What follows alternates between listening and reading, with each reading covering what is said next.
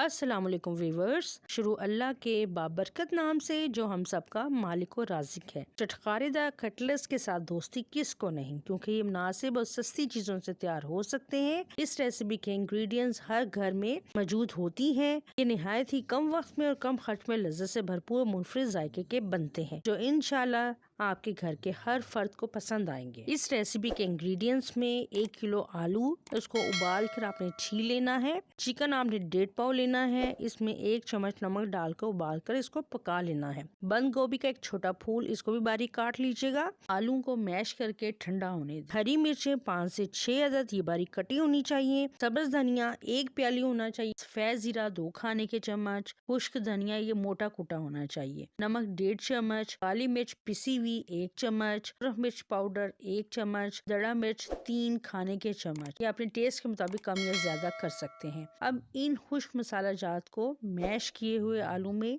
Mix कर लें।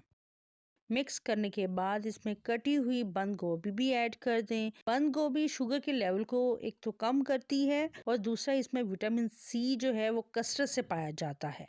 उबले हुए चिकन को आपने रेशों की सूरत में बारीक कर लेना है और फिर इसको भी अमेज़े में आपने ऐड कर लेना है और इसमें फिर अच्छी तरह मिक्स कर दीजिएगा।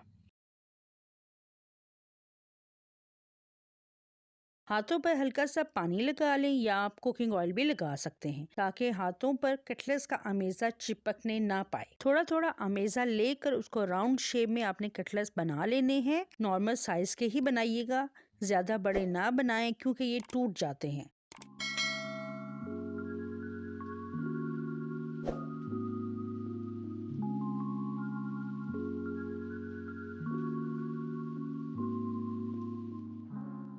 अब इस अमेज़े को रेफ्रिजरेटर में 1 घंटे के लिए आपने रख देना है, ताकि ये थोड़े से हार्ड हो जाएं। ज्यादा अरसे के लिए कटलेट्स को स्टोर नहीं कर सकते, ये फ्रेश ही बनाने पड़ते हैं और फ्रेश ही खाएं। फ्राई पैन में ऑयल डालकर गर्म होने दें और फ्लेम को मीडियम कर लें। अब 2 अंडों को अच्छी तरह से फेंट लें और कटलेट्स को इसमें डिप करके ऑयल में एक एक करके फ्राई करने के लिए डालते जाएं। चाहें तो आप इन कटलेट्स को तवे पर भी फ्राई कर सकते हैं। इनकी साइड्स को थोड़ी थोड़ी देर बाद चेंज करते रहें। जब दोनों तरफ से गोल्डन ब्राउन हो जाएं तो एक प्लेट में टिश्यू पेपर पर इसको रखते जाएं।